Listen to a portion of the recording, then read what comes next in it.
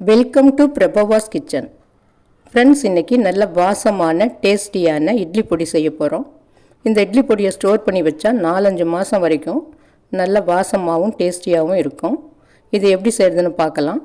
இதுக்கு ஃபஸ்ட்டு ஒரு இருப்பு சட்டியை ஸ்டவ்வில் வச்சு அதில் 1 கப் அளவு தோல் உளுந்து எடுத்து வாசம் வர வரைக்கும் விடாமல் நல்லா வறுத்து எடுத்து வச்சுக்கலாம். தோல் உளுந்துக்கு பதிலாக நீங்கள் வெள்ளை உளுந்து வேணுனாலும் சேர்த்துக்கலாம். தோல் உளுந்து இட்லி பொடிக்கு நல்ல வாசத்தையும் டேஸ்ட்டையும் அதிகமாக கொடுக்கும்.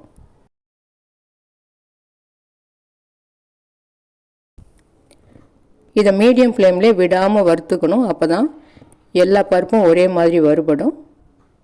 இப்போ உளுந்து நல்லா வாசம் வர வரைக்கும் வறுபட்டுடுச்சு, கலரும் மாறிடுச்சு. இப்போ இதை ஒரு பிளேட்டில் எடுத்து வச்சுக்கலாம். அடுத்து கடலைப்பருப்பு 1/2 கப் அளவு எடுத்து இதையும் வாசம் வர்ற வரைக்கும் வறுத்து எடுத்துக்கலாம்.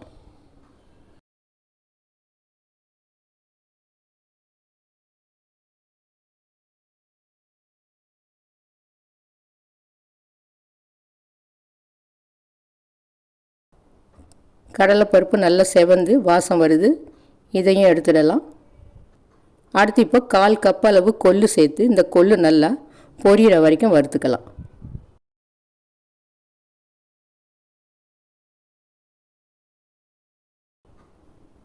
கொள்ளு நல்லா பொரிஞ்சு வாசம் வருது, இதையும் எடுத்துடலாம். இப்போது 1/4 கப் அளவு அரிசி சேர்த்து அரிசி பொரிஞ்சு வர்ற வரைக்கும் வறுத்துக்கலாம்.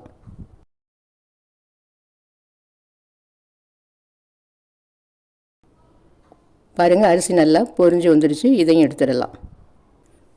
இப்போ 1/4 கப் அளவு வெள்ளை எள்ளு எடுத்திருக்கேன். இந்த எள்ளு நல்லா பொரிஞ்சு வர்ற வரைக்கும் இதையும் வறுத்துக்கலாம். வெள்ளை எள்ளுக்கு பதிலாக கருப்பு எள்ளு சேர்த்தோம்னா இட்லி பொடி இன்னும் நல்ல டேஸ்டியாக இருக்கும்.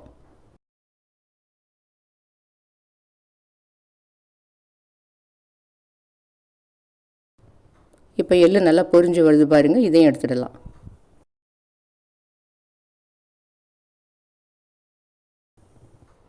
அடுத்து இப்போது வரமிளகாய் ஒரு 20 மிளகாய் எடுத்திருக்கேன். சாதாரணமாக இட்லி பொடி நல்லா காரமாக இருந்தால் தான் நம்ம எண்ணெய் ஊற்றி சாப்பிட்றப்ப நல்ல டேஸ்டியாக இருக்கும். சில பேர் காரம் கம்மியாக விரும்புவாங்க, அது அவங்கவுங்க விருப்பம். உங்களுக்கு மிளகாய் கம்மியாக வேணால் கம்மியாக சேர்த்துக்கலாம், இல்லை இன்னும் கொஞ்சம் கூட வேணால் இன்னும் சேர்த்துக்கலாம். இந்த 20 மிளகாய் இந்த அளவு பருப்புக்கு சரியாக இருக்கும் காரம். இப்போ இந்த மிளகாயும் நல்லா வறுத்து எடுத்துக்கலாம். இப்போ மிளகாய் வறுபட்டுடுச்சு, இதையும் எடுத்துட்டு அடுத்து இப்போ கொஞ்சம் கருவேப்பிலை 2 துண்டு பெருங்காயத்தை போட்டு வறுத்துக்கலாம்.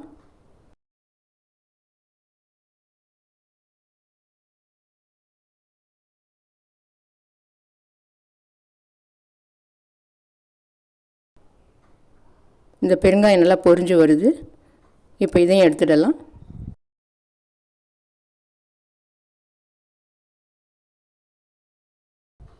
இப்போ கடைசியாக ஒரு 1/2 டீஸ்பூன் எண்ணெய் ஊற்றி இதில் 5-6 பல் பூண்டு நசுக்கினதை சேர்த்து இதை கொஞ்சம் செவக்க வறுத்துக்கலாம்.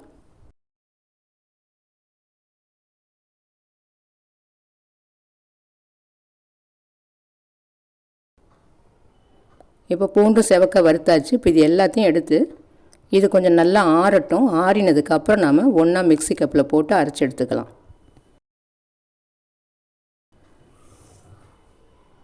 இப்போ எல்லாம் நல்லா ஆறிடுச்சு. இப்போ ஒரு பெரிய மிக்ஸி ஜாரில் போட்டு இதை அரைச்சி எடுத்துக்கலாம். இதில் இப்போ உப்பு சேர்க்க வேண்டாம், முக்கால்வாசி அரைப்பட்டதுக்கு அப்புறமா உப்பு சேர்த்து அரைச்சிக்கலாம்.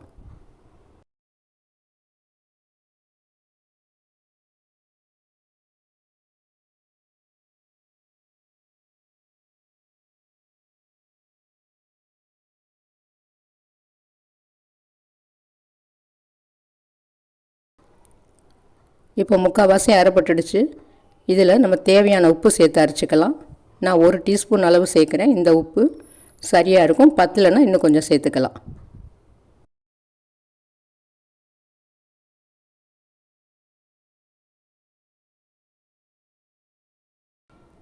இப்போ தூள் அரைச்சாச்சு. இப்போ பாருங்கள், ஒரு கோலமாவு பதத்துக்கு அரைச்சி எடுத்திருக்கேன். இது இன்னும் நைஸாக வேணுனாலும் அறுத்துக்கலாம், இல்லை இன்னும் நரநரப்பாக வேணுனாலும் அவங்கவுங்க விருப்பம் இது. இப்போ இது ஒரு பிளேட்டில் கொட்டி ஒரு 4-5 நிமிஷம் ஆற விட்டுடலாம். இது நல்லா ஆறினதுக்கு அப்புறம் தான் ஸ்டோர் பண்ணணும். மிக்சியில் அரைச்சதுனால கொஞ்சம் சூடாக இருக்கும்.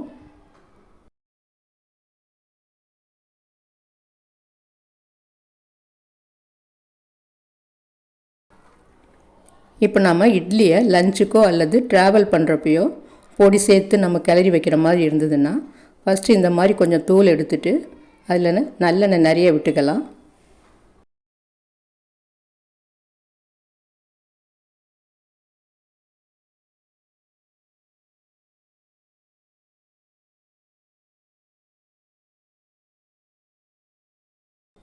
நல்லெண்ணெய் நிறைய சேர்த்து நல்லா கலந்து விட்டுட்டு இட்லி கொஞ்சம் சூடாக இருக்கிறப்பவே இந்த மாதிரி போட்டு பெரட்டி நல்ல எண்ணெயில் ஊற வச்சு எடுத்துக்கணும்.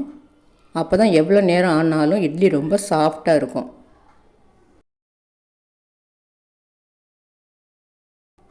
நம்ம ட்ராவல் பண்ணுறப்போ முதல் நாள் நைட்டு இந்த இட்லி பொடியில் எண்ணெய் கலந்து இந்த மாதிரி ஊற வச்சிட்டோம்னா அடுத்த நாள் மதியானம் வரைக்கும் கூட இது கெட்டு போகாமல் இட்லி ரொம்ப சாஃப்டாகவும் டேஸ்டியாகவும் இருக்கும்.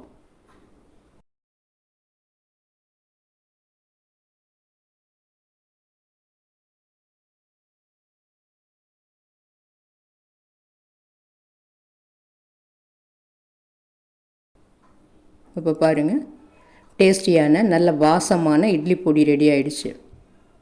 இந்த டிஷ்ஷு பிடிச்சிருந்ததுன்னா லைக் பண்ணுங்கள், ஷேர் பண்ணுங்கள், மறக்காமல் சப்ஸ்கிரைப் பண்ணுங்கள். நன்றி.